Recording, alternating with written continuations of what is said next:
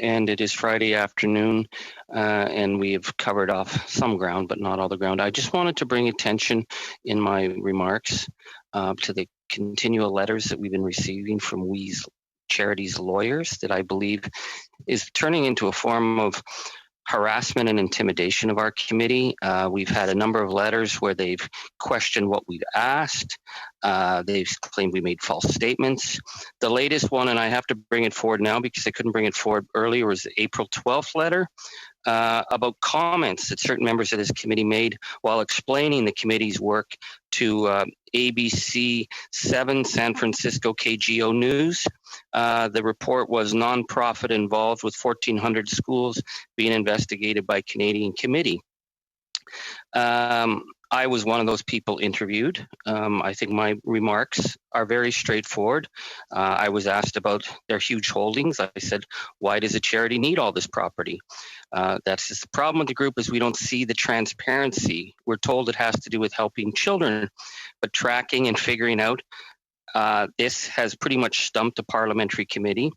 And we haven't actually gotten a picture of who owns what and how money actually flows. And without that, how can you say you have trust?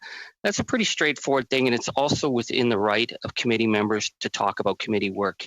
It seems almost daily we're getting letters from WE's lawyers that this, on April 12th, wrote about ABC7's news coverage to our committee and wanted the chair to instruct the committee on what we should be doing, saying we'd be grateful if you'd advise the members of the committee that we is in the process of preparing their information.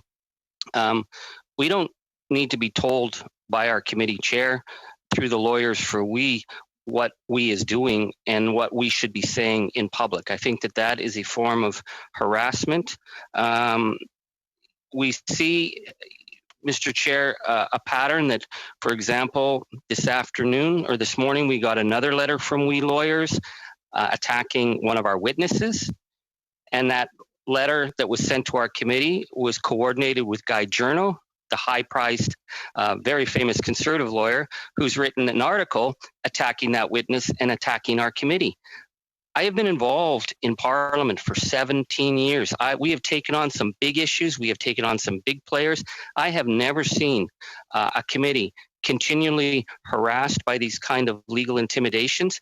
I've been around, so I got a pretty strong back. But I think a new MP who'd be continually receiving legal threats, that's kind of telling us what we should and shouldn't be saying at committee. This is the privilege, the right of committee members to do our work, to get answers. I would say that I'm speaking for myself, but I'm sure for all my colleagues, after 8 months, we don't know how WE spends its money. We don't know how they're structured. That's a fair comment.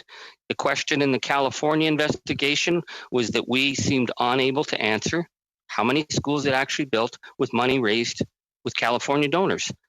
If you're a child charity, you should be able to answer that. I think it's very serious. The fact that we have sent letters about one of our witnesses today while coordinating an article with Guy Journo attacking our committee, that's not something that we as parliamentarians, regardless of the issues, regardless of our political stripes, should be saying is a precedent we support. And I'm not going to bring it forward at this time as a point of privilege because I don't think we're done with this kind of harassment that we've seen from them. But I want to put my colleagues on notice that I think we have to be aware of this because if this becomes a standard tactic, it will be used by others and it could intimidate other members of Parliament to actually get the work done.